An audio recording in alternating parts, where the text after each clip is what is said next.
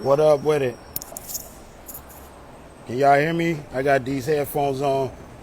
Hey, you know what I'm saying? Like, I saw a piece of that over there.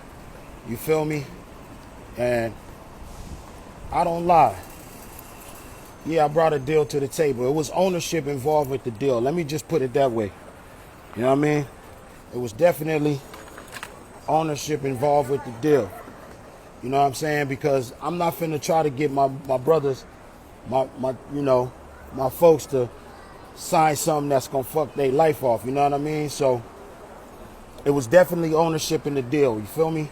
Because I'm a business owner, so of course I'm gonna have an ownership. You know what I mean? That's just what it is. And Joe, stop playing, Joe. Just stop, my brother. It's not no problem. It's not no beef. Just stop playing, bro. You know what I'm saying? You didn't hit me back. You said it on your live. You said you didn't hit me back because I'm always bringing some deal. Yeah, I did. I try to create checks for my family, dog. That's what I do. If I'm in a circle and we a crew, I'm going to create checks. That's what I'm going to do. You know what I'm saying? So all that, what that is, I don't even know what that is. You know what I mean? But, yeah, it's definitely was. Hey, can we put this in there? My bad, bro. Yeah, so it definitely was. You know what I mean? And I always try to create checks. I don't care if it's somebody wanted a feature, somebody wanted anything. I'll make sure, yo, here you go. We're going to get it. I got Joe, I got Royce, I got Joell. That's just who I am, dog. You know what I mean? That's who I am, man. That's when you say brother's keeper, I am the definition of brother's keeper. You feel me? So when I hit them with the deal and I let y'all see on Twitter, I'm like, yo, they got a certain amount of time to get at me. And once they, get at me and all that kind of stuff, we could go over whatever. I told Royce, I said, Royce, we're not going to go back and forth with Joe. And let's be clear. Everybody know I love Royce. I said, we're not going to go back and forth with Joe. Tell Joe to call me. Joe tell me whatever he want in the paperwork and he can have it. Whatever, because he shitted on it the first time. And he called Joell instead of calling me. And he said, I ain't want to be the one to tell Crook that I'm not doing this deal. You know what I mean? And he was supposed to call me. He told Joe, I'm going to call Crook in an hour. He never called me in an hour, a day, a week, a month. Never. You feel me? So, anyway, I'm going to make this short because I'm out here in Florida right now. But, yeah, it was just one of them things. Thank you, my guy. I appreciate you. It was just one of them things, you know what I mean? Where it's like, yo, I'm trying to bring the fans the music. The fans been wanting Slaughterhouse for a long time. I'm trying to bring the fans the music, you know what I mean? I'm doing my best for years and years and years. And I'm supposed to just wait. I love Royce to death. But when he said he wouldn't do it without Joe, I couldn't do nothing. I was stung. I was hurt. I can't just sit back and be, he chose Joe again. That's what it was. I'm sorry. That's what happened.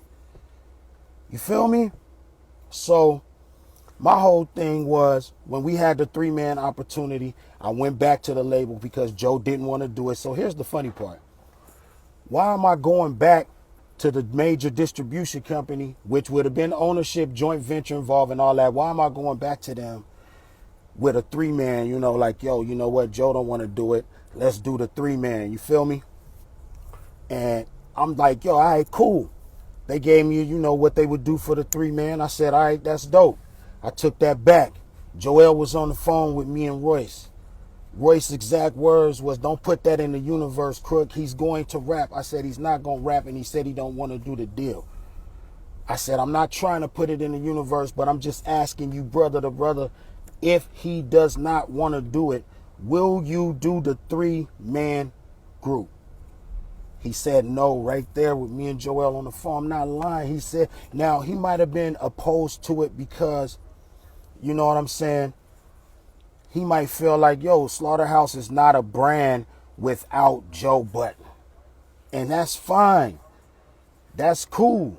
He might feel like, yo, you know what? It got to be all 4 members to be Slaughterhouse. It might not just be a thing where he's choosing Joe. It could be like, yo, even if it was Joell, whoever is missing, it's not Slaughterhouse without all 4. So I said, okay, that's cool. But right now, it's been sitting around. Our last album dropped in 2012. It's 2022. It's been 10 years. The fans been asking for this stuff for a long time. Let's give them some closure. Let's give them a couple joints. It's nothing, man. This is what we do. We make music. But Joe, he wanted me to wait on Joe again, and that's what hurt me. That's what hurt me. He wanted me to wait on Joe again. You know how long we've been waiting on Joe? I've been on phone calls waiting on Joe years ago. And now it gets to the point where Joe don't even have the decency to call me back because he think he got a bag. He think he got a bag, so he don't got to call me back. And that just lets you know that money turns you into a person. It don't change you. It just shows you who you are to the extreme. So he didn't want to call me back. Joe wanted the business right. You can't get the business right without communication. Communication is the rule number 1 in the business. If you want the business right, you got to come to me. I'm the one who got the business on the table. And that was the problem. He didn't want to come to me. You see what I'm saying? He didn't want to call me. He didn't want to say, what's up, what's happening, Crook? Because he know that he been on some shady ish with me for a long time. But that's a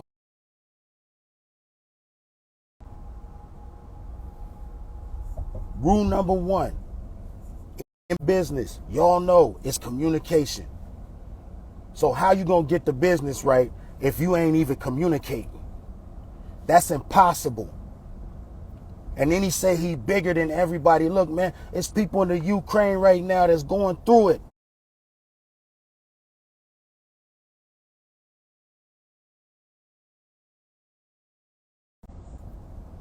It's people overseas in Somalia. It's all kind of third world country people that's going. You said, oh, that deal might be big to them. It's the biggest deal Slaughterhouse would have ever got. It's the biggest deal Slaughterhouse would have ever gotten. You said you gonna finance it?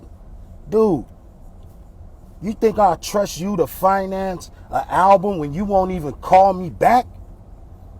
What am I supposed to do? Jump on? You think I'm gonna trust you to finance an album, and you won't even call back when we got business on the table after everything I've done for you? Yo, dude, you wanted to make more money than us on stage because you was on Love and Hip Hop. So what you gonna want to make if you financing the whole thing? Man, come on, man. We all too old for this.